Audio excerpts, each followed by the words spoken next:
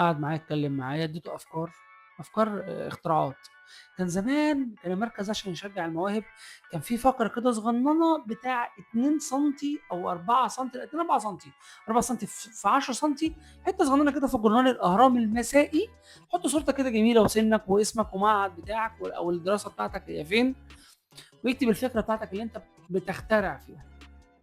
وقُلت له ساعتها الفكرة نموذج اختراع عن الباراشوت، إن طيارة لمّا تيجي تُقع خلاص ما فيهاش وقود أو فيها مشكلة، الكابينة بتاعة الناس اللي قاعدة جوّه الطيارة تبتدي تنفصل عن الطيارة ويطلع منها باراشوت عشان تنزل في المكان بسلام وأمان. طبعًا أفكار كانت في الخيال، طبعًا الحاجات دي موجودة دلوقتي بس شيء متطوّر زي باراشوت للطيران بتاعة الطيارات الحربي أو الكبسولة بتاعة مكوك الفضاء لمّا بيحصل له مشكلة، بيفصلوا الكبسولة.